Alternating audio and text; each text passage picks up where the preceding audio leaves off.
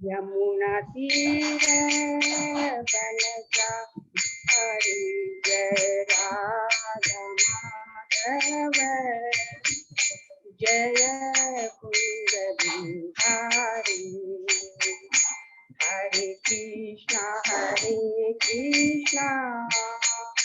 कृष्णा कृष्णा हरे हरे हरे राम राम राम हरे हरे हरे कृष्णा कृष्णा कृष्णा हरे हरे हरे राम राम हरे हरे हरे कृष्णा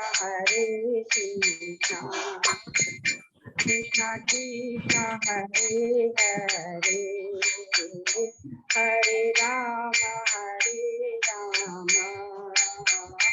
राम हरे हरे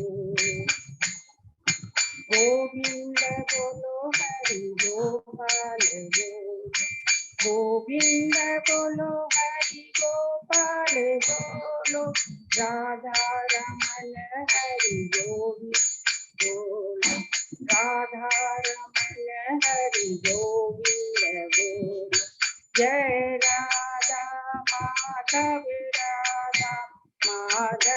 राधे जय राधा दामोदर राधे जय राधा केशव राधे जय राधा गोविंद राधे जय राधा श्याम सुंदर राधे जय जगन्नाथ बलदेवा जय सुभद्रा जय पंचद्वत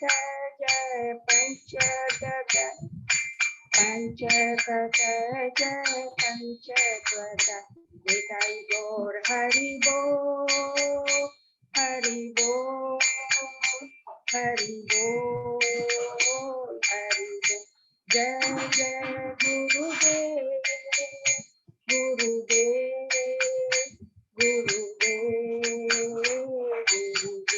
जय जय प्रभुपाद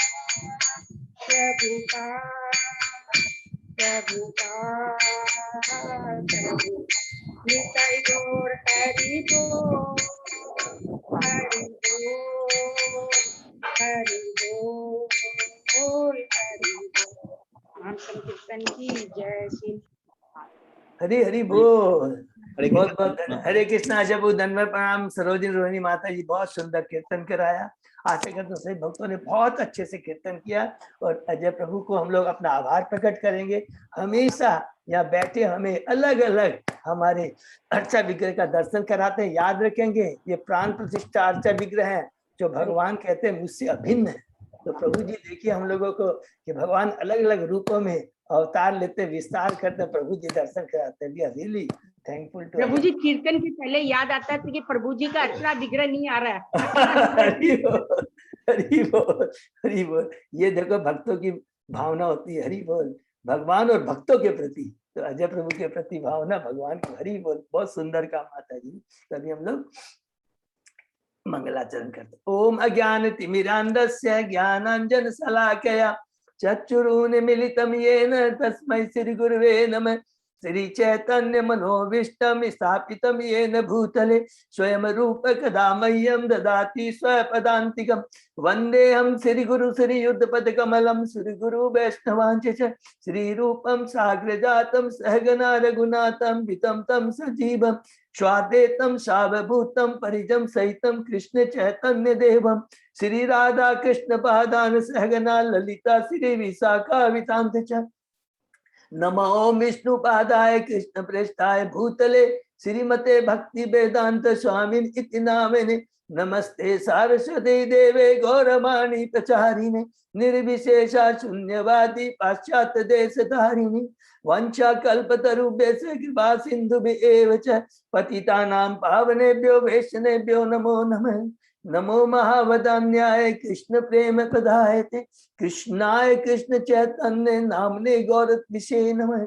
हे कृष्ण करुणा सिंधु दीन बंधु जगतपति गोपेश गोपिका कांत राधा कांत नमस्तुते। तप्त कांचन गौरांगी राधे वृंदावनेश्वरी वृषभानुसुते देवी प्रणमामि हरिप्रिये। नीलांचल निवासाय नित्याय परमात्मने बलभद्र सुभद्रायां जगन्नाथाय ते नमः। जय श्री कृष्ण चैतन्य प्रभु नित्यानंद श्री अद्वैत गदाधर श्रीवासादि गौर भक्तवृंद। मुखम करोति वाचालम पंगु लंगे गिरिम यत्कृपातमहं वंदे श्री गुरु मदीन तारिणम परमानंद माधवम श्री चैतन्येश्वरम। हरे कृष्ण कृष्ण कृष्ण हरे हरे हरे राम राम राम हरे। श्री श्री मंगलाचरण की जय। शिला प्रभुपाद की जय। आज के इस भागवतम चर्चा में अध्ययन में सभी भक्तों का हार्दिक स्वागत है। मेरा सभी भक्तों के चरणों में दंडवत प्रणाम है। हमारे ऊपर गुरु आचार्य साधु की विशेष कृपा है। हम लोग बोलेंगे विशेष कृपा है कि हम सब लोग मिल करके श्रीमद् भागवतम की चर्चा अध्ययन कर पा रहे हैं। अभी हम लोग कैंटो 3 के 21वें अध्याय में, बहुत ही सुंदर है, जिसमें मनु कर्दम का संवाद है। दोनों महान भक्त है, स्वयंभू मनु भी और कर्दम मुनि भी। उनकी चेतना कैसी है उनका हम लोग डिस्कस कर रहे होते। एक के अंदर में हमें तत्व ज्ञान लेना है। एक होता बाहरी दृष्टि से क्या ही दिखाई देता है, लेकिन शास्त्र की दृष्टि से, शास्त्र रूपी चक्षु से हमको देखना है कि वो भगवान क्या बोलना चाहते हैं। और जब हमको उतना जल्दी समझ में आएगा, जितनी हमारी चेतना में आध्यात्मिकता आएगी, दिव्यता आएगी, अर्थात कृष्ण के प्रति समर्पण जितना आएगा, तो ये बहुत सुंदर है। उसके पहले हमने 20 अध्याय कंप्लीट किए हैं, उसको हम लोग संक्षिप्त में दोहराते हैं। पहला अध्याय में विदुर जी जब अपने यात्रा करते हुए हस्तिनापुर छोड़ करके यात्रा करते हुए आते हैं, तो वह उद्धव जी से मिलते हैं और उद्धव जी से भगवान की लीलाओं के बारे में सुनते हैं। दूसरा अध्याय में है भगवान का स्मरण, जिसमें उद्धव जी विदुर जी को वृंदावन की लीलाओं के बारे में बताते हैं। तीसरे अध्याय में प्रवेश करते हैं वृंदावन के बाहर की लीलाओं।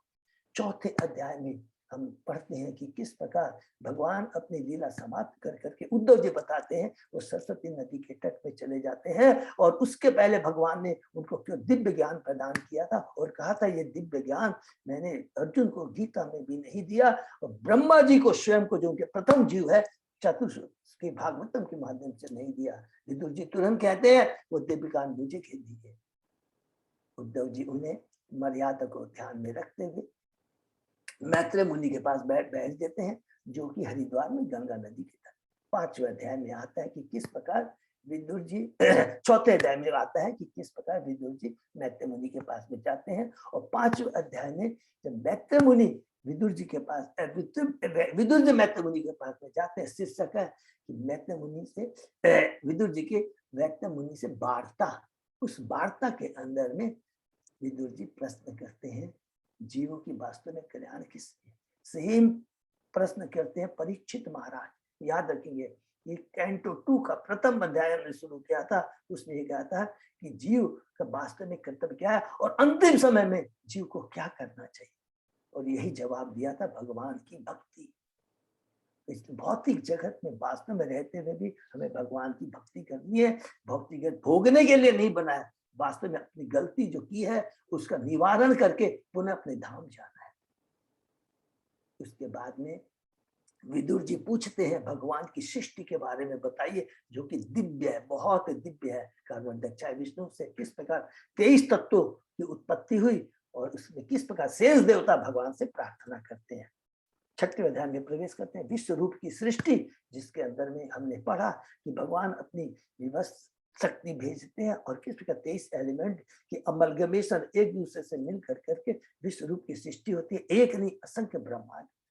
यहाँ पर विश्व रूप की सृष्टि का वर्णन खत्म होता है। 7वें अध्याय में हम प्रवेश करते हैं। अब विदुर जी मैत्रेय मुनि से और दिव्य प्रश्न करते हैं ईश्वर तत्व, जीव तत्व के बारे में, ब्रह्मा के बारे में, क्योंकि दोनों चीज डिस्कस करते हैं, ईश्वर तत्व, जीव तत्व और ब्रह्मा की सृष्टि, क्योंकि ब्रह्मा जी को अब विसर्ग, दूसरी सृष्टि, सेकेंड सृष्टि उनको करनी है। इसीलिए वो पूछते हैं ब्रह्मा जी के बारे में, मनु के बारे में, युगों के बारे में, ब्रह्मा जी की आयु के बारे में, और उसकी तुलना की है कि भगवान की उम्र से ब्रह्मा जी की तुलना एक निमेष के समान है, और पूरे ब्रह्मांड का कितना व्यास है, डायमीटर है, और किस प्रकार अलग अलग जो एलिमेंट है पृथ्वी, अग्नि, जल, एक दूसरे से उनकी परत कितनी मोटी होती है, 10 गुनी मोटी होती है। 8वें अध्याय में हम प्रवेश करते हैं। यहाँ पर प्रकट होता है ब्रह्मा जी का गर्भोदक्षाय विष्णु से सुंदर, बहुत सुंदर वर्णन है किस प्रकार वो प्रकट होता है, ब्रह्मा जी किस प्रकार स्तुति करते हैं, और भगवान के मुकुट का, भगवान के पीताम्बर का वर्णन 9वें अध्याय में हम देखते हैं कि पहले दर्शन कर रहे हैं ब्रह्मा जी 8वें अध्याय में, और 9वें अध्याय में ब्रह्मा जी अब स्तुति कर रहे हैं। बहुत ही पावरफुल स्तुति है। कहते हैं कि आप ही एकमात्र जानने की वस्तु है, आपका साकार रूप है। और यहाँ पर भी कर्दम मुनि जो दर्शन किया है, साकार रूप का दर्शन किया है, ऐसा नहीं है कि निराकार रूप का, साकार रूप का दर्शन कर रहे हैं। और आप ही सभी अवतारों के स्रोत हैं। रजोगुण के माध्यम से मुझे सृष्टि करनी है, रजोगुण का प्रभाव न पड़े और मैं अपने को करता नहीं बैठ पाता हूँ, सृष्टि करते भगवान कृपा करते हैं, नहीं रजोगुण तुम्हारे बगल तक नहीं फटकेगा, ये कह के विश्वास दिलाते हैं, ब्रह्मा जी को उत्साह दिलाते हैं। 10वें अध्याय में प्रवेश करते हैं सृष्टि के विभाग, जिसमें हमने संक्षेप में पढ़ा कि जो कि सर्ग है उसको क्या बोलते हैं, प्राकृतिक, और जो विसर्ग जो ब्रह्मा जी द्वारा सृष्टि होती है उसको वैकृतिक सृष्टि बोलते हैं। 11वें अध्याय में प्रवेश करते हैं, जिसमें परमाणु से समय की गणना, माने समय के बारे में, युगों के बारे में, मनुओं के बारे में अलग हम लोगों ने वर्णन डिटेल में यहाँ पर हमने सुना 11वें अध्याय के अंदर में। 12वें अध्याय में हम प्रवेश करते हैं मुनियों की और अन्यों की सृष्टि, जिसमें यहाँ ब्रह्मा जी शुरू करते हैं, पहले अविद्या को किस प्रकार उत्पन्न करते हैं, और उसके बाद में सर्वप्रथम चतुष्कुमारों को, उसके बाद में रुद्र को, उसके बाद में 10 अन्य और मुनियों और नारद जी की उत्पत्ति को, और अंत में स्वयंभू मनु, मान एक कपल स्वयंभू मनु और सत्यरूपा की उत्पत्ति। 13वें अध्याय में बड़ा अवतार के बारे में हमने पढ़ा कि किस प्रकार भगवान ने श्वेत भरा रूप में, जो प्रथम स्वयंभू मनु के काल में आयत लीला हुई थी, वो श्वेत भरा किस प्रकार पृथ्वी का उद्धार करते हैं। जब मनु जी कहते हैं ब्रह्मा जी को, अरे पृथ्वी का तो दिखाई नहीं दे रही है, तो ब्रह्मा जी को चिंता को देखकर भगवान स्वयं उनकी नाचिका से प्रकट होते हैं। और उसी चैप्टर में 13वें अध्याय में हमने दूसरे वराह जिसमें हरणाक्ष का वध करते हैं, जो कि 6वें मनवंतर में चतुर्थ मनवंतर के काल में होता है, उसका वर्णन हमने सुना।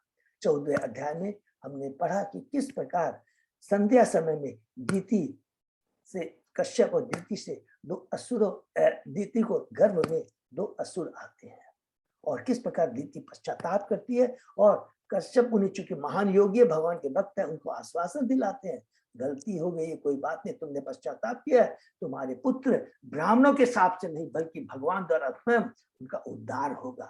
इतना ही नहीं, प्रहलाद जैसा तुम्हारे को महान ग्रैंडसन पुत्र मिलेगा। 15वें अध्याय में हम प्रवेश करते हैं कि जैसे ही दीति गर्भ धारण करती है, पूरा चूंकि उसके घर में असुर है, पूरा वातावरण भयावह हो जाता है, देवता घबरा जाते हैं और ब्रह्मा जी के पास पहुंचते हैं। फिर ब्रह्मा जी उनको डिटेल में बताते हैं, कहाँ से शुरू करते हैं, चतुष्कुमारों से शुरू करते हैं, जो उनके प्रथम पुत्र हैं, किस प्रकार वो भौतिक ब्रह्मांड को क्रॉस करते हुए आध्यात्मिक जगत में जाते हैं, और 7वें द्वार में, 6 बैकुंठ के द्वार को क्रॉस करके 7वें द्वार में जाते हैं, जहां उनके द्वारपाल रहते हैं, उनको रोकते हैं, वो क्रोधित हो जाते हैं और उनका हिसाब दे देते हैं। और द्वारपालों की मनोवृत्ति के बारे में हमने पढ़ा कि वो क्रोधित नहीं होते हैं, क्योंकि वे सदैव सतोगुणी में रहते हैं। भगवान के बैकुंठ में रजोगुण, तमोगुण, सतोगुण है, वो शुद्ध सतोगुण में रहते हैं, तो गुस्सा, क्लेश, ईर्ष्या का कोई नाम स्थान ही नहीं है। तुरंत वो उनसे क्षमा मांगते हैं और एक ही प्रार्थना करते हैं कि भौतिक जगत में जाकर अपने प्रभु को नहीं भूलें। तुरंत भगवान वहां पहुंचते हैं और चतुष्कुमार किस प्रकार उनके दर्शन करके वो परम भक्त बन जाते हैं और भगवान को ग्लोरीफाई करते हैं। 16वें अध्याय में हम प्रवेश करते हैं मुनियों द्वारा, मुनियों माने ये चतुष्कर्म द्वारा बैकुंठ के द्वारपालो जय विजय को शांत। कि किस प्रकार भगवान का समर्पण, नम्रता अपने भक्तों के प्रति, मेरे भक्तों ने जो गलती की है उसे मैं अपनी गलती मानता हूँ और मेरे में जितने भी क्वालिफिकेशन गुण है कि मेरे चरण को छू करके गंगा जल 3 लोकों को पवित्र करती है, शंकर उनको धारण करते हैं और एक चंडाल मेरे नाम का कीर्तन कर कर करके वे लोग गोलोक धाम चला जाता है। ये सारी योग्यता, ये सारी गुणता मेरे में इसलिए क्योंकि मैं अपने दासों का, मैं भक्तों का दास हूँ, भक्तों का। चतुष्कुमार शर्मिंदा हो जाता और कहते ये तो आपके पर बड़प्पन है, ये आपका समर्पण है, ये आपकी शुद्ध भक्तों के प्रति एक आपकी कृपा है और एक पद जीवों को एक संदेश है कि वैष्णव के प्रति कोई अपराध नहीं करना चाहिए। और अंत में इसमें भगवान बताते हैं कि ये जो वैष्णव का एक बार अभिशाप है वो पूरा करना ही होगा। दोनों द्वारपाल भौतिक जगत में जाएंगे और बहुत ही जल्दी मेरे धाम वापस आएंगे। 17वें अध्याय में प्रवेश करते हैं कि किस प्रकार दीति जन्म देती है 2 पुत्रों को, 2 असुर को, हिरण्याक्ष, हिरण्यकशिपु बड़े भाई हैं, हिरण्याक्ष छोटे भाई हैं। और किस प्रकार वातावरण पूरा चारों कलुषित हो जाता है, अलग अलग माने किस तरह का पूरा वातावरण में तनाव आ जाता है, उसका वर्णन है। और किस प्रकार हिरण्याक्ष स्वर्ग लोक को जाता है देवताओं से लड़ने के लिए, देवता ही नहीं मिलते हैं। तो उसके बाद में वो वरुण भगवान के पास विभावरी उनकी राजधानी में जाता है, लेकिन वरुण भगवान उनसे उसके जोश में आकर के उससे बद माने बोलते नहीं, रजोगुण का प्रभाव नहीं है क्योंकि वो सतोगुण, सारे देवता सतोगुण के लेवल में। तुरंत वो कहते हैं कि आपका अगर वास्तव हम युद्ध करना चाहते हैं बराह भगवान के पास चले जाइए उनसे। 18वें अध्याय में प्रवेश करते हैं। हिरण्याक्ष और बराह भगवान का युद्ध, बहुत सुंदर वर्णन है, युद्ध होता है और अंत में ब्रह्मा जी कहते हैं कि ये असुर है, संध्या समय आ रही है, तुरंत इससे और ज्यादा खिलवाड़ मत कीजिए। बहुत सुंदर वर्ड यूज किया, ये सर्पतुल्य शत्रु के समान है, इसको मार दीजिए। भगवान जी प्रसन्न हो जाते हैं। 19 अध्याय में हमने पढ़ा कि किस प्रकार भगवान हिरण्याक्ष का उद्धार करते हैं, उसको मारते हैं। बहुत सुंदर लीला है। और स्वयं ब्रह्मा जी आकर करके कहते कितनी सुंदर तुमने मौत पाई है, भगवान के हाथों मारा गया है। देवता भी खुश हो जाते हैं और कहते हैं अब हमें शांति है। असुर जो पूरा, असुरों ने जो पूरा वातावरण को दूषित कर रखा था, भयानक बना रखा था, अब हम लोग आपकी भक्ति में अपने को केंद्रित कर पाएंगे। 20वें अध्याय में यहाँ पर समाप्त होता है हिरण्याक्ष कौन से, जो कि 6वें मनवंतर में होते हैं, हिरण्याक्ष का वध। ये लीला समाप्त होती है। अब पूरा बैक हम लोग आते हैं, कौन से, प्रथम मनु काल में हम लोग आते हैं। वहां पर 20वें अध्याय में केवल वर्णन है विदुर जी का, मैत्रेय मुनि का, जिसमें रिवीजन हुआ है सर्ग और विसर्ग के बारे में। 21 अध्याय में हम लोग प्रवेश करते हैं, जिसका शीर्षक है मनु और कर्दम का संवाद। इसमें बहुत ही सुंदर है, जिसमें हमने पढ़ा कि विदुर जी अब स्वयंभू मनु के बारे में पूछते हैं। तो पहला ही प्रश्न आता है कि स्वयंभू मनु के बारे में भाई क्यों पूछते हैं, क्योंकि उस काल में भगवान के बहुत बड़े बड़े भक्त राजा हुए थे, इसीलिए पूछते हैं। क्योंकि कहा गया है कि ब्रह्मा जी ने कहा कि अगर कोई जानने की वस्तु, याद है ना ब्रह्मा जी जब प्रार्थना करते हैं 9वें अध्याय में कि जानने की अगर कोई वस्तु है तो केवल भगवान में, भगवान से संबंधित चीजें जान। और भागवतम धर्म अर्थ काम मोक्ष चारों को बायकआउट करके केवल भक्ति के बारे में बता रहा है। और व्यासदेव जी को ये भागवतम लिखने का उद्देश्य भी यही था कि केवल शुद्ध भक्ति कैसे प्राप्त की जाए। इसीलिए वो कह रहे हैं कि स्वयंभू मनु के बारे में बताइए, अर्थात उनकी कृपा से, उनकी और सत्यरूपा से किस प्रकार उनकी संतानें हैं जो भगवान की भक्त है, भगवान उनके बारे में हमें बताइए। और इसके बाद में 6वें श्लोक से मैत्रेय मुनि बोलना शुरू करते हैं। कर्दम मुनि ने किस प्रकार 10,000 वर्षों तक तपस्या की। कर्दम ने अपने समाधि काल में भक्ति के द्वारा भगवान की आराधना की। इसको बार बार नोट कर लेंगे। उन्होंने जो ध्यान किया है वो है भक्ति, भगवान का ध्यान किया है। साकार रूप का भगवान का ध्यान किया है और भक्ति भाव से किया है।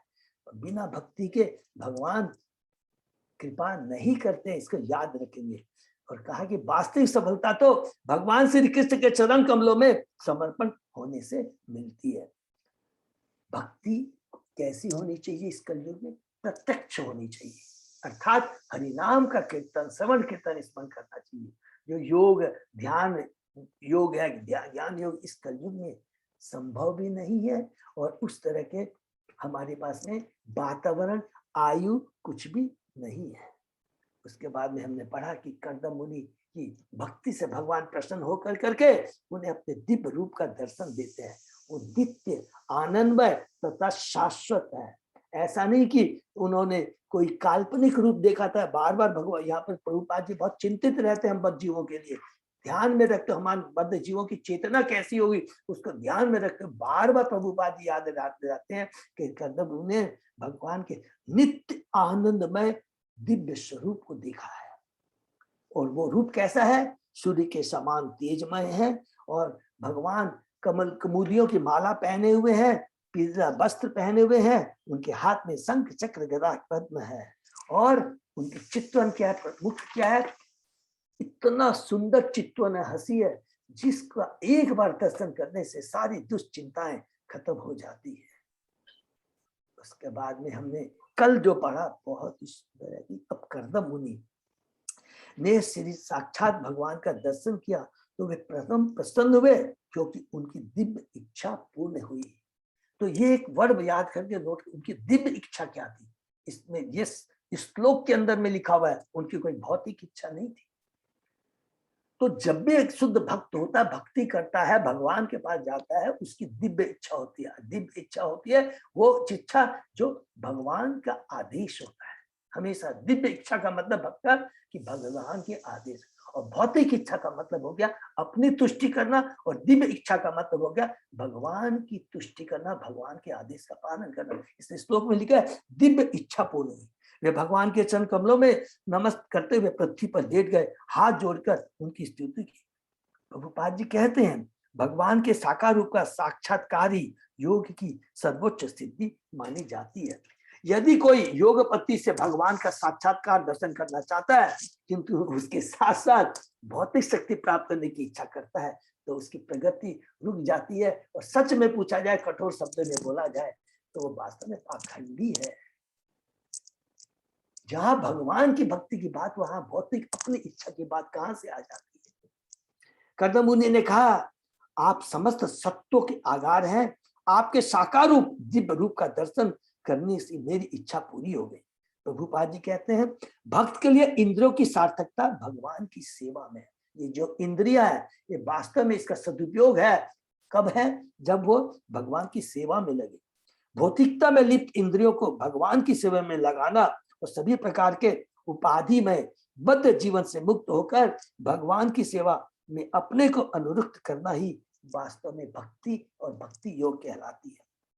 आपके चरण कमल सांसारिक अज्ञान के सागर को पार करने के लिए एक नाव के तुल्य है। आपके जो चरण कमल माया के वशीभूत होकर कोई मूर्ख अज्ञानी आपके चरण कमलों की पूजा भक्ति भाव से न कर करके क्षणिक और क्षुद्र सुख की प्राप्ति के लिए जाता है। बहुत कठोर शब्द प्रभुपाद जी ने कहा कभी भी भगवान के पास में ऐसे भौतिक सुख तो नरक के सड़ने वाले लोगों को भी मिलता है। आप देखिए कितनी बड़ी बात यहाँ पे लिखा है कि भौतिक सुख किसी भी योनि में हम है, हम नोट कर लीजिए, चाहे पशु योनि में है, जानवर योनि में है, पशु पक्षी योनि में है, सबको मिलता है। ये बहुत बड़ी बात नहीं है। क्वालिटी अलग हो सकती है लेकिन सब बंधन का कारण है, बार बार जन्म मृत्यु जावर। तो भगवान के चरण कमल जो भौतिक बंधन से छुटकारा पाने वाले हैं, दिलाने वाले हैं, उसके पास जाकर फिर अगर भौतिक इच्छा व्यक्त करते हैं उससे बड़ा कोई मूर्ख नहीं होगा। इसीलिए प्रभु जी ने कहा है जो हत मेधदा है, हत मेधमय है, अर्थात जिसकी बुद्धि नष्ट हो गई है वे ही योग अभ्यास के द्वारा भौतिक सुख की कामना करते हैं। और अंत में हमने पढ़ा बहुत सुंदर, अतः मैं भी ऐसी समान स्वभाव वाली जो मेरे विवाहित जीवन में मेरी काम इच्छाओं को पूरा करने में कामधेनु के समान सिद्ध हो सके, विवाह की इच्छा लेकर के आपके चरण कमलों की शरण में आया हूँ। ये बहुत इंपॉर्टेंट श्लोक को जैसे ही पढ़ेंगे तो लगेगा अरे उन्होंने भी भौतिक इच्छा है कि नहीं, पहले हमने पढ़ लिया पिछले श्लोक में, इसलिए मैंने याद दिलाया। लिखा है श्लोक में दिव्य इच्छा, उन्होंने दिव्य इच्छा की है। ये गृहस्थ जीवन में भी जा रहे हैं तो एक दिव्य इच्छा को, भगवान के आदेश को पूरा करने के लिए जा रहे हैं। आपके चरण कल्प वृक्ष के समान है जो प्रत्येक वस्तु देने वाले। प्रभुपाद जी कहते हैं कर्दम मुनि को पता है कि भगवान से कोई भौतिक चीज की वस्तु की कामना नहीं करनी चाहिए, और स्वयं कर्दम मुनि कहते हैं कि जो मूर्ख होते हैं वह भौतिक इच्छा के प्रति आपके पास, भौतिक इच्छा के लिए आपके पास जाते हैं। फिर भी वे कहते हैं मेरी इच्छा है कि मैं समान शीलवती कन्या से विवाह करूं। प्रभुपाद जी कहते हैं बहुत सुंदर, इसको जाते कि कर्दम मुनि की इच्छा पत्नी की जो याचना करना भौतिक नहीं है। क्यों नहीं है? अगर उनकी भौतिक इच्छा होती तो भौतिक वर प्रदान करने वाले देवताओं के पास जाते, शंकर भगवान के पास जाते, उमापति के पास में जाते, तो भगवान के पास क्यों गए? भगवान के रानी उमा के पास प्राप्त। और फिर लास्ट में प्रभुपाद जी कहते कोई बात नहीं है, अगर भौतिक भी इच्छा, हम बद्ध जीवों के लिए कह रहे कर्दम मुनि, अगर भौतिक इच्छा भी हो जाए तो कोई चिंता की बात नहीं है, क्योंकि भगवान के पास जाने, काम अकाम मोक्ष सर्व काम, केवल भगवान के पास जाना। क्यों? भगवान, अगर भौतिक इच्छा को भी हम लेके जाएंगे जैसे ध्रुव महाराज गए थे, तो भगवान हमारी इस भौतिक चिंता को, भौतिक इच्छा को काट करके अपनी भक्ति प्रदान, वो चीज देवता नहीं कर सकते। इससे अल्प बुद्धि वाले लोग देवताओं के पास जाते हैं। यहाँ तक पढ़ा तो उसके आगे हम लोग आज पढ़ते हैं। ओम नमो भगवते वासुदेवाय, ओम नमो भगवते वासुदेवाय, ओम नमो भगवते वासुदेवाय। नारायण नमस्कृत्य नरं चैव नरोत्तमं देवी सरस्वती व्यासं ततो जयं उदीरये। नष्टप्रायेषु अभद्रेषु नित्यं भागवत सेवया भगवती उत्तम श्लोके भक्ति भवति नैष्टिकी। आराधयो भगवान ब्रजेश तनय ततदाम वृंदावनम रमया काचित उपासना व्रजवधू वर्गेण्य कल्पिता। श्रीमद्भागवतम प्रमाणम अमलम प्रेमापुमर्तो महान श्री चैतन्य महाप्रभो मतम इदम तत् आदरो न पर। हरे कृष्ण कृष्ण कृष्ण हरे हरे, हरे राम राम राम हरे हरे। कैंटो 3 अध्याय 21। हरे कृष्णा प्रभु जी, ये जो अपने लोग श्लोक पढ़ते हैं ना अभी ये वाला, हाँ माता जी, अर्थ कभी बताइएगा ना प्रभु जी। ठीक है माता जी, मैं बताऊंगा, एक बार बताए तो फिर बताऊंगा, जरूर बताऊंगा, ठीक है ना। अध्याय कैंटो 3 अध्याय 21 श्लोक नंबर 16। अजय प्रभु यही से शुरू करना। Okay, thank you. प्रजापते ते वचसा अधीस्ततया लोक किला अयम हतो अबुद्ध चलोका अनुगतो बहामी बलिम च सुख। हरि बोल। शुक्ल अनिमिषाय तुभ्यम। शुक्ल माने धर्म रूप, बहुत सुंदर वर्ड है ये। शुक्ल माने भगवान स्वयं धर्म है, साक्षात धर्म है। हे भगवान, आप समस्त जीवात्माओं के स्वामी तथा नायक हैं। आपके आदेश से सभी बद्धजीव मानो मेरी डोरी से बनकर अपनी अपनी इच्छाओं की तुष्टि में निरंतर लगे रहते हैं। उन्हीं का अनुसरण करते हुए हे धर्म मूर्ते, मैं शाश्वत काल आपको अपनी आहुति बलि प्रदान करता हूँ। क्या बोलते हैं कि मैं उन्हीं का अनुसरण करते हुए, मैं भी माने भौतिक चीजें मांग रहा हूँ, बद्धजीव मानो डोरी, लेकिन वो भौतिक इनकी इच्छाएं नहीं है। तात्पर्य पढ़ते हैं। कठोपनिषद में कहा गया कि परमेश्वर समस्त जीवात्माओं के नायक है, वे उनके पालक और समस्त आवश्यकताओं तथा इच्छाओं को पूरा करने भुक्तारम सर्वलोक महेश्वर। कोई भी जीवात्मा स्वतंत्र नहीं है। फिर से इसको जानते हैं, फिर भी नोट कर लेंगे। सभी परमेश्वर की कृपा के परतंत्र आश्रित है। अतः वेदों का आदेश है कि परम नायक परमेश्वर के निर्देशन और जीवन का उपभोग किया जाए। ईशोपनिषद का आदेश है कि प्रत्येक वस्तु भगवान की है। पहला ये ईशावास इदम सर्व। ईशोपनिषद का आदेश है कि प्रत्येक वस्तु सिर्फ भगवान की है। अतः मनुष्य को चाहिए कि वह व्यक्तिगत प्राप्तव्य का भोग करे, किसी अन्य की संपत्ति में घूसपेट न करे, क्योंकि भगवान ने चींटी से लेकर हाथी तक प्रत्येक जीव के लिए उसकी क्या रिक्वायरमेंट है, स्वयं भगवान ने उसका अरेंजमेंट कर दिया है। कितनी बड़ी बात लिखा है, इससे कितना बड़ा ज्ञान मिलता है। तो हमको कभी हम सोचते हैं ये मेरा कल्याण करेगा, ये मुझे खिलाएगा। ये भागवतम पढ़ने से समझ में आ जाता है कि वास्तव पिता तो कृष्ण है, और जिनके ऊपर हम सोचते हैं ये मुझे करेगा, वही सबसे बड़ा हमारा भ्रम है, ये धोखा है। ये बहुत इंपॉर्टेंट चीज। सर्वश्रेष्ठ कार्यक्रम तो यह होगा कि प्रत्येक जीवात्मा परमेश्वर से आदेश ले और भौतिक आध्यात्मिक जीवन व्यतीत करे। जहां यह प्रश्न उठाया जा सकता है कि जब कर्दम मुनि आध्यात्मिक जीवन में इतना आगे बढ़े हुए थे तो उन्होंने मुक्ति की याचना क्यों नहीं की? हरि बोल। परमेश्वर को समक्ष देखकर और अनुभव करके वे भौतिक जीवन का सुख भोगना क्यों चाह रहे थे? इसको भी अंडरलाइन कर देंगे कि समक्ष परमेश्वर को समक्ष देकर अनुभव करके वे भौतिक जीवन का सुख भोगना क्यों चाह रहे थे? इसका उत्तर यह है कि प्रत्येक प्राणी भौतिक बंधन से मुक्त होने में कुशल नहीं है। अतः यह प्रत्येक मनुष्य का कर्तव्य है कि अपनी वर्तमान स्थिति के अनुसार भोग करे, किंतु वेदों या भगवान के निर्देश अनुसार करे। वेद भगवान के साक्षात वचन है। भगवान हमें अवसर देते हैं कि हम अपनी इच्छा अनुसार भौतिक जीवन को भोगे, जिनके साथ ही वे वेदों से बंधे हुए चलने का निर्देश भी करते हैं, जिससे धीरे धीरे भौतिक बंधन से मुक्ति मिल सके। क्योंकि भौतिक भोग कर सके, क्यों बोला है प्रभुपाद ने? क्योंकि हम भौतिक इच्छा भोगने के लिए तो इस भौतिक जगत में आए हैं, लेकिन साथ में जीवन का जो परम लक्ष्य है उसको ध्यान में रखें। क्या है कि ये टेम्परेरी घर है, रेंटेड हाउस है, बहुत जल्दी तुमको छोड़ना पड़ेगा। तो बुद्धिमानी यही है कि खुद ही छोड़ दो, नहीं तो मृत्यु छुड़वा लेगी। जितना भी भौतिक हमने अर्जन किया है, जो भौतिक उपाधि प्राप्त की है, सब इस जीवन के लिए, एक जीवन काल के लिए याद रखेंगे। You can not carry forward, ये कैरी फॉरवर्ड नहीं कर सकते। जो बद्ध जीव इस संसार में प्रकृति के ऊपर अपना अधिकार जताकर अपनी इच्छाओं को पूरा करने आए हैं, वे प्रकृति के नियमों से बंधे हुए।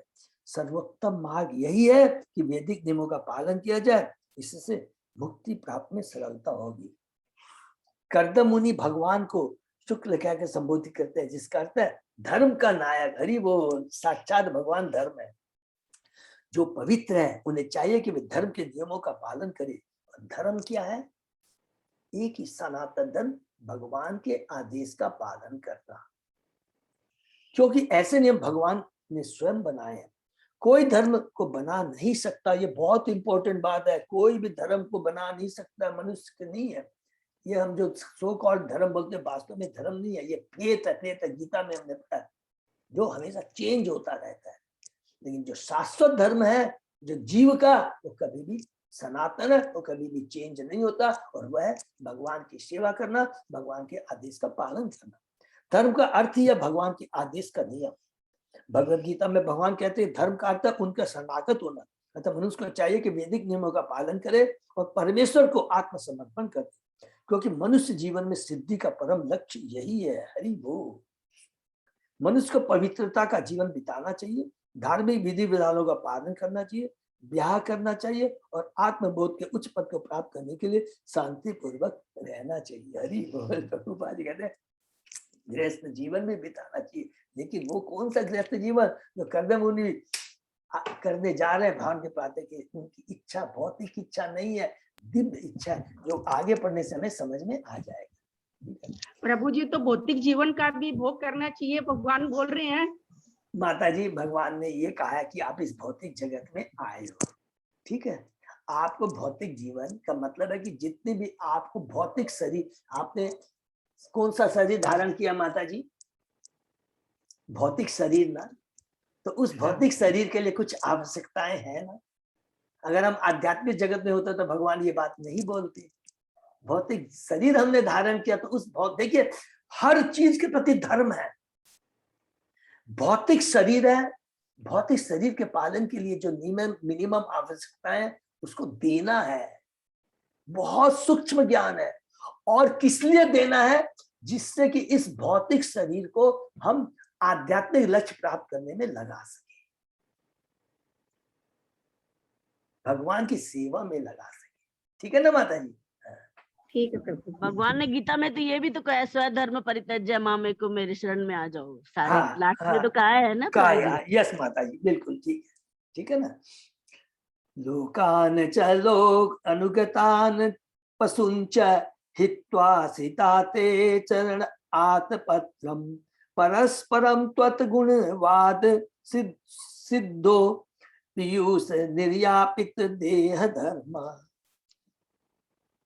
फिर भी जिन पुरुषों ने रूढ़ सांसारिकता तथा इनके पशुतुल्य अनुयायियों का परित्याग कर दिया है और जिन्होंने परस्पर विचार विनिमय के द्वारा आपके गुणों तथा कार्यकलापों के मादक अमृत, हरि बोल, मादक अमृत सुधा का पान करके आपके चरण कमलों की छत्र छाया ग्रहण की है, वे भौतिक देह की मूल आवश्यकताओं से मुक्त हो जाते हैं। हरि बोल। देखिए माता जी, सरोजिनी रोहिणी माता जी यहाँ लिख दिया प्रभु नारायण, वे हाँ, भौतिक प्रभु जी। देह की मूल आवश्यकताओं से मुक्त हो जाते हैं। इसका मतलब भौतिक शरीर को त्याग करके वो आध्यात्मिक शरीर प्राप्त कर लेते हैं। जब तक भौतिक शरीर है उसकी देखभाल करनी है, याद रखिएगा, जिससे हम भगवान की सेवा कर सके।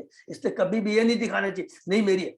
कभी भी बहुत लोग होते हैं, मैंने जस्ट आपस में डिस्कशन कर रहे हैं कि बहुत कहते हैं भाई मुझसे निर्जला व्रत नहीं होता। कोई बात नहीं है, देखा देखी नहीं करना चाहिए, नहीं होता कोई।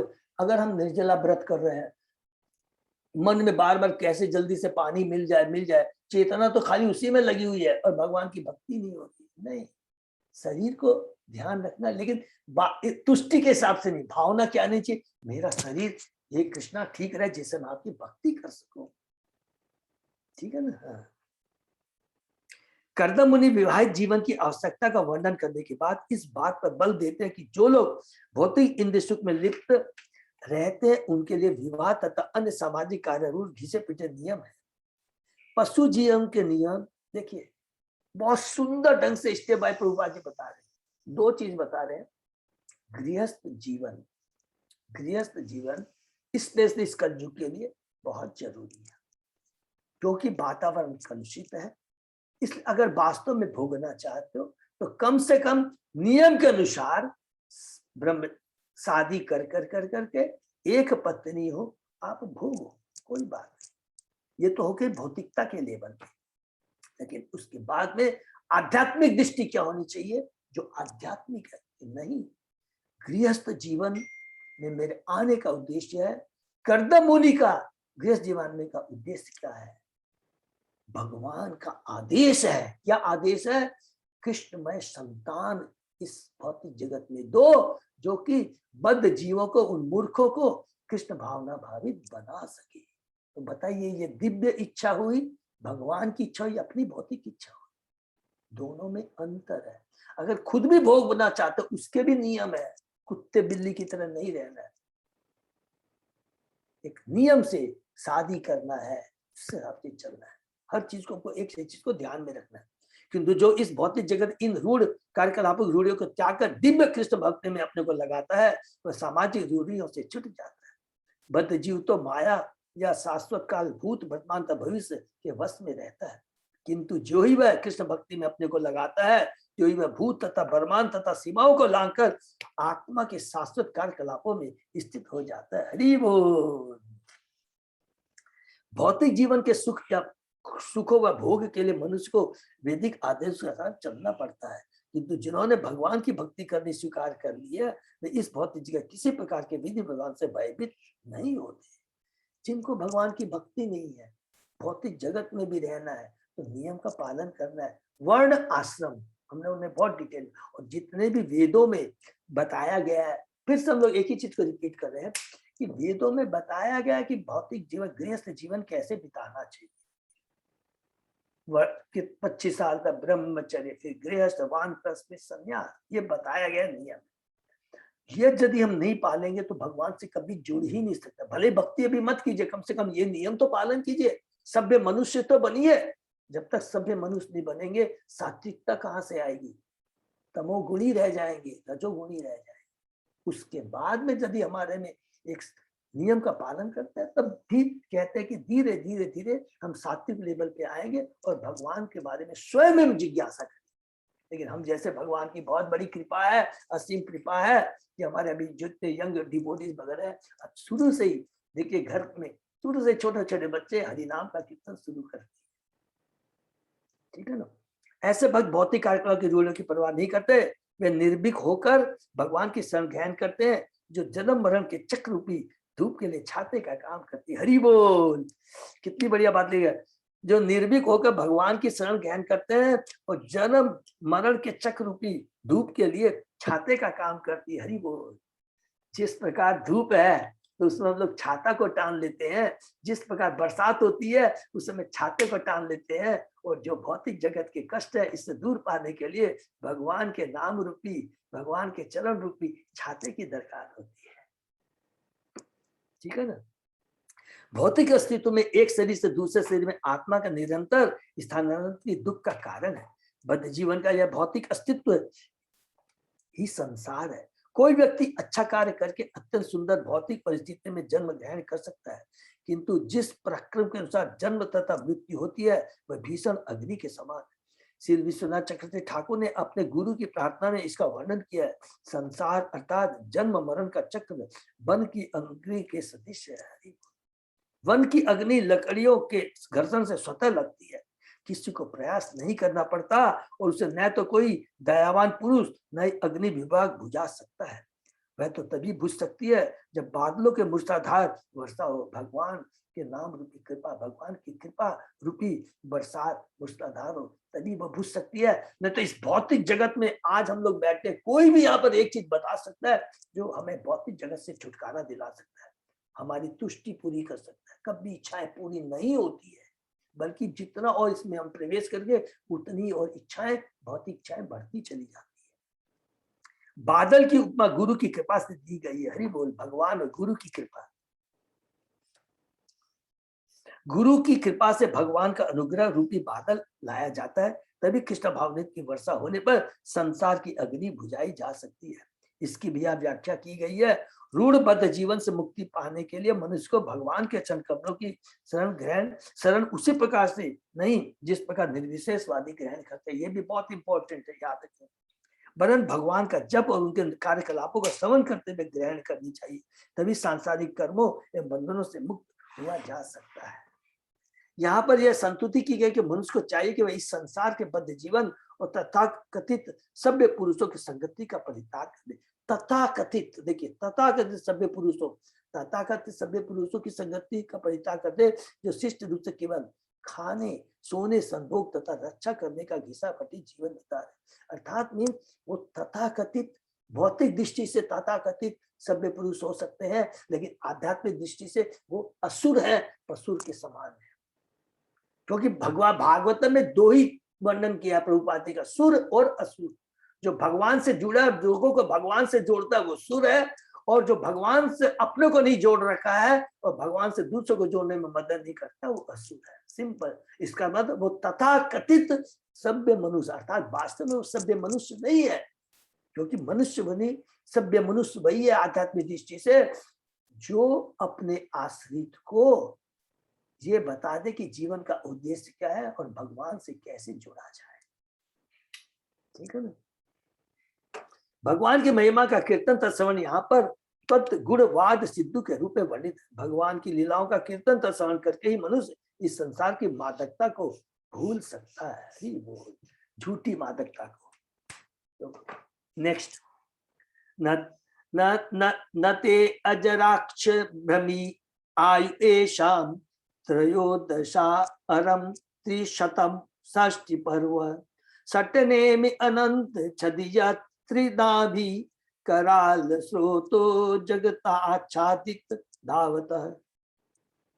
आपका 3 नाभि वाला काल चक्र, हरि बोल, अमर ब्रह्म की धुरी के चारों ओर घूम रहे हैं।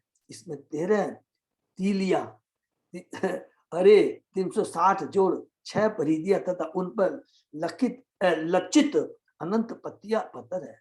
यद्यपि इसके घूमने से संपूर्ण सृष्टि की जीवन अवधि कट जाती है, किंतु यह प्रचंड वेगवान चक्र भगवान के भक्तों की आयु का स्पर्श भी नहीं कर सकता। हरि बोल। किंतु यह प्रचंड वेगवान चक्र भगवान के भक्तों की आयु का स्पर्श भी नहीं कर सकता। इसका मतलब समझ गए कि नहीं, कि भगवान की जितनी भी हम भक्ति करते हैं, ये बहुत बड़ी डीप बात है, जितनी भी हम भक्ति जिस समय कर रहे हैं भगवान की भक्ति है, काल अपना प्रभाव वहां नहीं दिखाता है। ये बहुत इंपॉर्टेंट बात। काल द्वारा भक्तों की आयु पर कोई प्रभाव नहीं पड़ता, ये बहुत इंपॉर्टेंट बात है। आदि प्रभुपाद जी का पढ़ा कि काल भक्तों पर प्रभाव नहीं डाल सकता। यमराज भी अगर आते हैं तो वो भक्त बन के ही आएंगे, काल के रूप में बन के नहीं आ सकते। भगवद गीता में कहा गया कि थोड़ी सी भक्ति करने से मनुष्य बड़े से बड़े संकट से बच जाता है। सबसे बड़ा संकट है आत्मा का एक शरीर से दूसरे में देहांतर, और इससे बचने का एकमात्र उपाय है भगवान की भक्ति करना। वैदिक साहित्य में कहा गया है, हरि बिना न श्रुति तरंती, भगवान के अनुग्रह के बिना जन्म मरण के चक्र से छुटकारा नहीं मिल सकता। भगवद गीता में कहा गया कि भगवान तो उनके कार्यों की दिव्य प्रकृति, उनके प्राकट अंतर्धान को समझने पर ही मृत्यु का चक्र रुकता है। जन्म कर्म चाहे में दिव्य एवं यो वेति तत्व, और मनुष्य भगवान के पास जा सकता है, माने भगवान के दिव्य कार्यों और दिव्य प्रकृति को है। 4वें अध्याय का 9वां श्लोक बहुत इंपॉर्टेंट है। फल को कई अंशों से विभाजित किया गया है, यथा फल, घंटा, मास, वर्ष, ऋतु आदि, माने समय को। इस श्लोक में वर्णित सभी विभागों को वैदिक साहित्य की ज्योतिर्विधि परिगणनाओं से जाना जाता है। वर्ष में 6 ऋतुएं होती है और 4 मास का चातुर्मास, ये अलग से वर्णन अभी आएगा भी। और कुछ थोड़ा बहुत हम लोग ने अध्याय 11 में पढ़ा है, शीर्षक था परमाणुओं से काल की गणना, उसमें थोड़ा बहुत, लेकिन आगे भी हमको डिटेल में वर्णन आएगा। इस प्रकार के 3 चातुर्मासों में एक वर्ष बनता है। वैदिक ज्योति गणना अनुसार 13 मास होते हैं। 13वां मास अधिमास या मल मास कहलाता है, जिसको हम लोग परसोत्तम मंथ कहते हैं, याद है ना।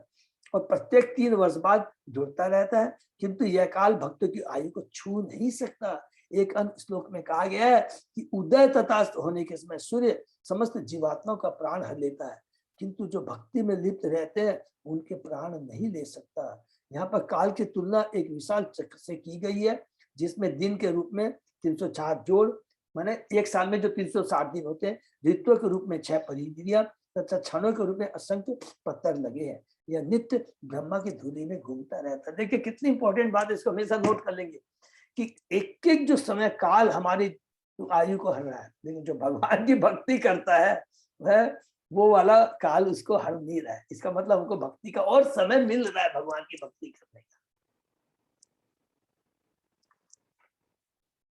एक स्वयं सन जगत से शिक्षया अद्वितीयात्मनम अधियोग मायया सिजसी अदपासी पुनः ग्रसिष्यसे यथो उर्वना भी भगवान स्वशक्ति भी। हे भगवान, आप अकेले ही ब्रह्मांडों की सृष्टि करते हैं। हे श्री भगवान, इन ब्रह्मांडों की सृष्टि करने की इच्छा से आप उनकी सृष्टि करते, उन्हें पालन करते, फिर अपनी शक्तियों से उनका अंत कर देते हैं। ये शक्तियां आपकी दूसरी शक्ति योग माया के अधीन है। जिस प्रकार एक मकड़ी अपनी शक्ति से जाला बुनती है और पुनः उसे निगल जाती है। अरे वो कितना देखिए पावरफुल। यही श्लोक याद हम लोगों को कि कैंटो 2 में हमने पढ़ा था, जब परीक्षित महाराज सुखदेव गोस्वामी से कहते हैं भगवान की सृष्टि के बारे में बताइए। 3रे अध्याय के अंत में बोलते हैं, और सुखदेव गोस्वामी जी ये सुन करके बहुत प्रसन्न होता था। पूरे 4थे अध्याय में भगवान को ग्लोरिफिकेशन करते थे, और उसके बाद में कहते हैं हे परीक्षित, तुम्हारे इस प्रश्न का उत्तर मैं जो ब्रह्मा जी और नारद के बीच में जो संवाद हुआ था उसके माध्यम से बताऊंगा। और ब्रह्मा जी जैसे ही नारद जी बोलते हैं हे पिता, आप तो महान है, आप ही सृष्टि करता है। जिस प्रकार एक मकड़ी पूरे जाल को बनाती है और अपनी इच्छा से उसे मैनेज कर देती है, तो ब्रह्मा जी कहते हैं कि हे पुत्र, तुम ये मत कहो, ये तुम्हारा सोचना गलत है। फिर बोलते हैं कि कैसे, फिर क्योंकि खुद ही नारद जी कहते हैं अच्छा अगर आप ही सृष्टि करता है तो फिर आप भक्ति सेवा ध्यान किसका करते हैं। तब ब्रह्मा जी कहता है तेरे को समझ में आया कि वास्तव में मैं सृष्टि करता नहीं हूं, मैं तो उसका ध्यान करता हूं जो वास्तव में सृष्टि करता भगवान है। तो सेम चीज यहाँ पर अभी कर्दम मुनि, लेकिन किसको कह रहे हैं? ये भगवान को कह रहे हैं। ब्रह्मा, नारद जी उस समय किसको कह रहे थे? ब्रह्मा जी को कह रहे थे। ब्रह्मा जी उनके भ्रम को दूर करती है, और यहाँ तो कर्दम मुनि भगवान के डायरेक्ट भगवान को कहते हैं। तो ये बात भगवान के लिए सच है, लेकिन नारद जी ने जो ब्रह्मा जी के लिए कहा था वो सच नहीं है। इस श्लोक के 2 शब्दों से निर्विशेषवादियों का सिद्धांत है कि प्रत्येक वस्तु ईश्वर है, निरस्त हो जाता है। यहाँ पर कर्दम मुनि कहते हैं, हे भगवान, आप अकेले हैं, किंतु आपकी शक्तियां विविध है। लकड़ी का सिद्धांत भी अत्यंत महत्वपूर्ण है। मकड़ी व्यष्टि जीवात्मा है, और यह अपनी शक्ति से जाला भूनती है और खेलती है, और जब चाहती है उससे जाल का अंत करके खेल समाप्त कर देती है। जब मकड़ी की लार से जाला बून जाता है तो मकड़ी निर्गुण नहीं हो जाती। हरि बोल। उसी प्रकार भौतिक आध्यात्मिक शक्ति की सृष्टि या प्रादुर्भाव के कर्ता निर्गुण नहीं हो सकते। भगवान निर्गुण कैसे हो सकते हैं जब उन्होंने इतनी बड़ी सृष्टि की है? यह प्रार्थना बताती है कि भगवान भक्तों की प्रार्थना सुनते हैं, उन्हें पूरा करते हैं, अतः वे सच्चिदानंद विग्रह। देखिए कितना सुंदर वर्ण, मैंने निर्विशेषवादियों की पिटाई की है। तो भौतिक जगत दिखाई दे रहा है, ये क्या साकार नहीं है क्या? दिखाई तो दे रहा है। तो किसने क्रिएट किया? भगवान ने किया। तो जो क्रिएट किया है वो दिखाई दे रहा है, तो क्रिएटर क्या वो साकार उसका रूप नहीं है, वो निराकार रूप है। एकदम सिंपल लॉजिक। हरि बोल। ने एतत् बताधीश पद्म तवो इप्सितम यत मायया न तनुषे भूत सूक्ष्मम अनुग्रहाय अस्तु अपि अर्य मायया लसत तुलस्या भगवान विलक्षित। हे भगवान, इच्छा के न होते हुए भी आप स्थूल तथा सूक्ष्म तत्वों की इस इष्ट को हमारी इंद्रिय तुष्टि के लिए प्रकट करते हैं। प्लीज इसको भी अंडरलाइन कीजिए।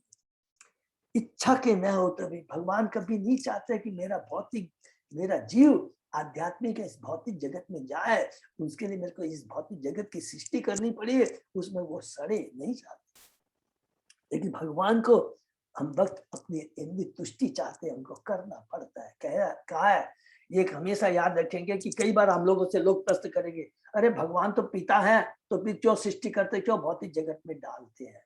इसका उत्तर हम लोग ने बार बार पढ़ा है कि भगवान नहीं चाहते हैं, लेकिन हम इतनी जिद्दी कर लेते हैं।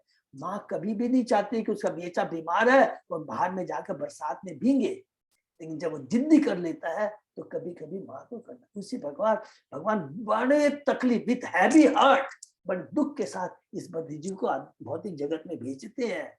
भगवान की इच्छा नहीं होती है, लेकिन भेजने के बाद भी कितनी बड़ी कृपा रहती है, पूरी व्यवस्था करके भेजते हैं, सारी भौतिक अवस्थाओं को पूरी करते हैं।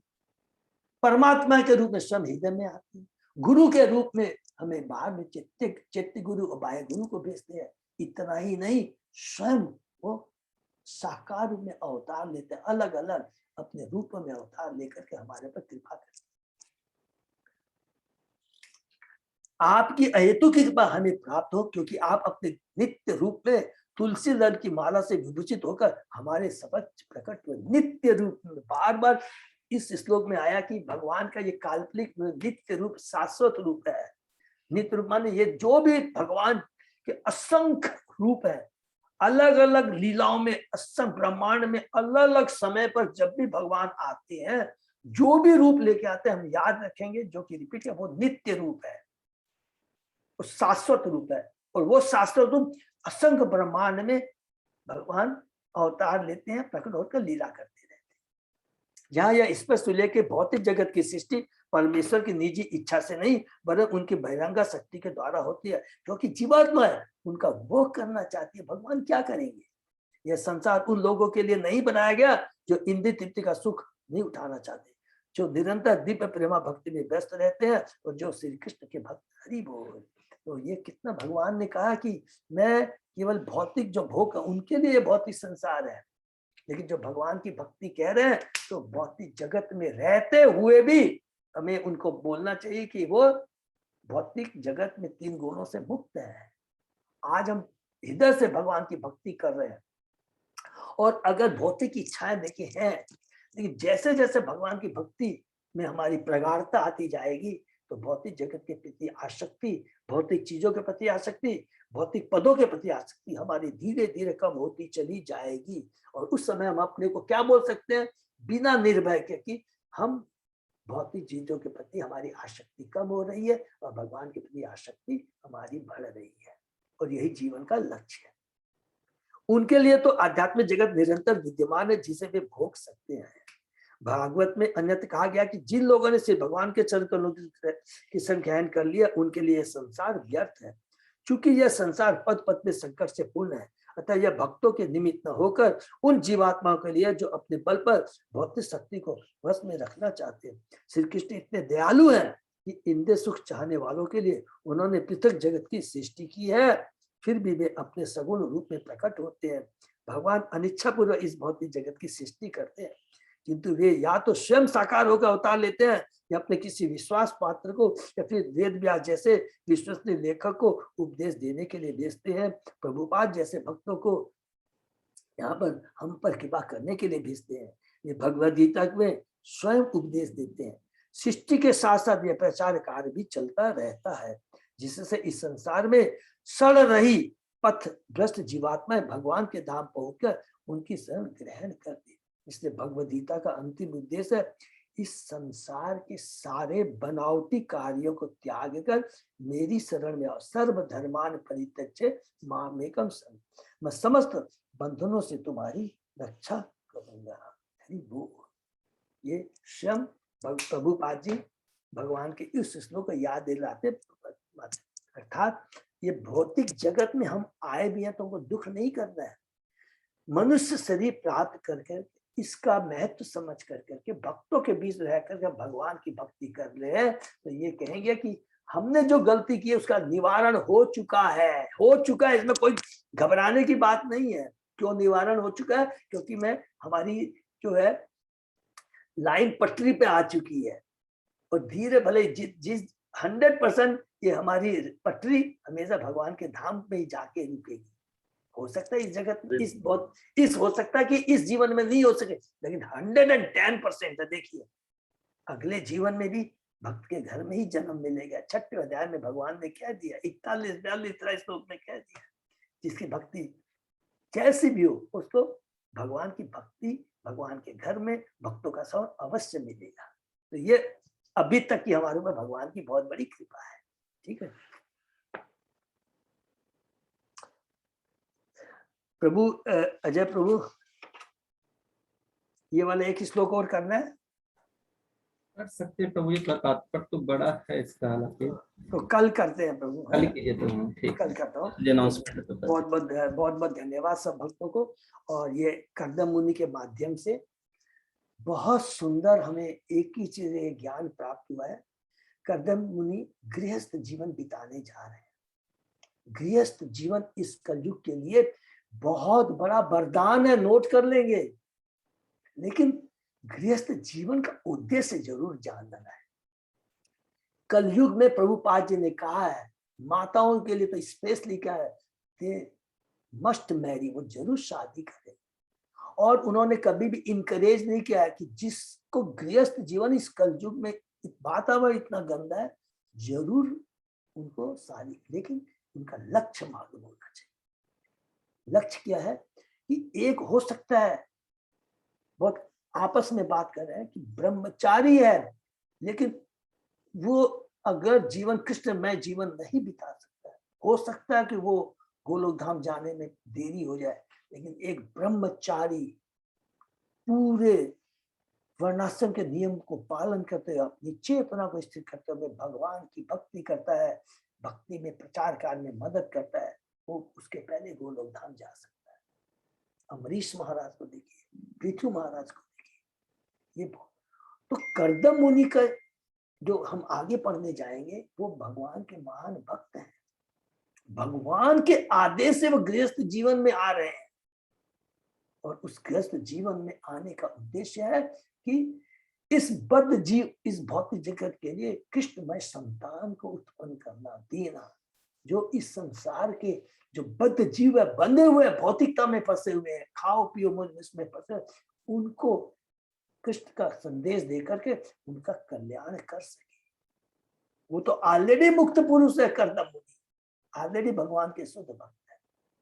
तो ये हम लोग के लिए बहुत बड़ा इंपॉर्टेंट ये सब्जेक्ट है, ये चैप्टर है, इसको आपको बहुत अच्छे से समझना चाहिए, ठीक है ना। तो यही संदेह। हरे कृष्णा। और एक तो जस्ट अनाउंसमेंट मैं कर रहा हूँ, आज मेरी 8 बजे शाम को मीटिंग है, लॉन्ग टूर के ऊपर में है, और उसमें आज या कल के अंदर में हम लोग पोस्ट करेंगे फॉर्म। तो मुझसे भी पूछो, मैं जितने भी हमारे जगन्नाथ ग्रुप के भक्त हैं उनसे मेरी प्रार्थना है कि जैसे कि मैंने देखा कि DL77 में भी बहुत भक्त लोग का मोटा मोटी मेरे पास में आया है, उसके बाद में BF22 में श्री संगीता राधा देवी माता जी बहुत ज्यादा इंटरेस्ट ले रही है, और स्पेशली मैंने उनका देखा एफर्ट में बहुत प्रभावित हुआ उनसे। वो पोस्ट करती रहती है कि जल्दी से जल्दी प्लीज आप अपना नाम दो। उसके बाद में केसी पंडित प्रभु भी कर रहे हैं, और हमारी मीनू सिंघानिया माता जी भी सब जगह से हो रहा है। और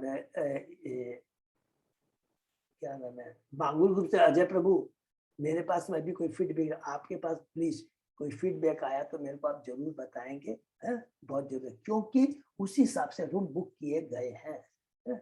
अगर कोई कारण किसके अनअवॉइडेबल सर्कमस्टांसेस अगर है तो कोई बात नहीं है, लेकिन जरूर ये, क्योंकि देखिए हमने पढ़ा है कि रूप गोस्वामी ने भक्ति के 64 अंग में बताया है, और उसके बाद में हमारे अरुण प्रभु नीतू माता जी क्लब टाउन के लिए जरूर वो भी बहुत प्रयत्न कर रहे हैं, नाम आएगा तो नीतू माता जी, अरुण प्रभु जरूर प्लीज नाम देंगे, है? तो क्या है कि रूप गोस्वामी ने 64 अंगों में से 5 अंग बताया है ना, भक्ति के मुख्य अंग है इस भौतिक जगत के लिए, इस कलयुग के लिए। क्या क्या बताया है? सबसे पहला हरिनाम संकीर्तन, दूसरा भक्तों का संग, तीसरा भागवतम का श्रवण, चौथा क्या है डेटी सेवा, और 5वां क्या है तीर्थ स्थानों का भ्रमण।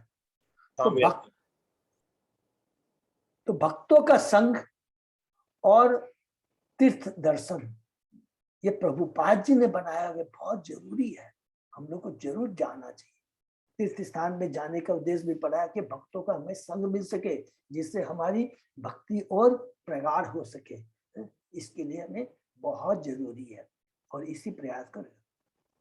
और इसीलिए देखिए आज हम सब लोग किससे जुड़े हुए हैं, इस्कॉन कलकत्ता राधा गोविंद से जुड़े हुए हैं। प्रभुपाद जी ने बहुत सारे इंस्टीट्यूशन खोले हैं, एक इस्कॉन की इतनी ब्रांचेज है, आज इसके अलावा कभी आपने सुना इतनी ब्रांचेस किसी के ऑल ओवर वर्ल्ड में, अलग अलग स्कूल में अलग अलग उन्होंने एक एक राधा गोविंद टेम्पल के अंडर में एक एक कॉन्ग्रीगेशन को दे दिया है और ब्रह्मचारियों को दे दिया है।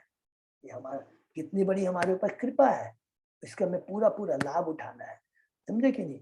तो हम लोगों को ज्यादा से ज्यादा राधा गोविंद की सेवा में अपने को नियुक्त करना है, ब्रह्मचारियों से उनसे भी ज्ञान प्राप्त करना है। वो ब्रह्मचारी कितने स्कूल इंस्टीट्यूशन का पूरा ख्याल रखते हैं, और कांग्रीगेशन का कर्तव्य क्या है कि उसको मेंटेन करने में हेल्प करे। और उनके जो हमारे टीचर्स हैं, इतने टीचर प्रभुपाद जी ने ये कांग्रीगेशन में एक ही चीज प्रभुपाद जी ने गुरु महाराज ने कहा कि उद्देश्य क्या है, घर में भक्ति करने का मतलब है कि खुद भक्ति करो और ज्यादा से ज्यादा लीडर क्रिएट करो, तो लोगों को भक्ति में लाओ ज्यादा। और कभी ये नहीं सोचना है अरे मैं लीडर नहीं बन सकता, ये बिल्कुल प्लीज कभी भी नहीं सोचेंगे। रोटी बना दो तुम लोग के लिए, कुछ भी नहीं सोचना है। हर एक में जीव जैसे ही भगवान को अपने को समर्पित करता है, मंदिर से जुड़ता है, प्रभुपाद जी के आदेश का पालन करने के लिए, वो स्वयं एक लीडर है। लीडर का मतलब ये नहीं है कि यू शुड हैव बहुत स्पिरिचुअल नॉलेज होना चाहिए, ये नहीं, कुछ नहीं। हम 2 जन को भी घर में बैठा करके एक हरिनाम की जप माला करना है, कीर्तन करना है, कोई भी शास्त्र को लेकर करके जो हमारी दुष्मताई है उसको स्ट्रिक्टली फॉलो करते हुए स्वतः ही फॉलो करते करते जाएंगे, तो ऑटोमेटिकली हम भक्त बन गए और लोगों को भक्त बना रहे हैं। तो यही हमको ध्यान रखना है, ये मेरी रिक्वेस्ट है। तो 1-2 दिन में लोग ज्यादा दे देंगे। अगर किसकी जेन्युइन प्रॉब्लम है तो वो अपने लीडर्स को जरूर बताएंगे, लेकिन फीडबैक जरूर आना चाहिए। हरे कृष्णा। कोई प्रश्न है तो इसके बारे में मेरे को पूछ सकते हैं। हरे कृष्णा प्रभु जी, दंडवत प्रणाम। दंडवत प्रणाम। तो हम लोग यहीं पर विराम देते हैं, ठीक है ना। Hare Krishna. Thank you so much सभी भक्तों को बहुत बहुत धन्यवाद। प्रभु दंडवत प्रणाम। धन्यवाद। भक्तों का बहुत बहुत धन्यवाद। विराम देते हैं। हरे कृष्णा।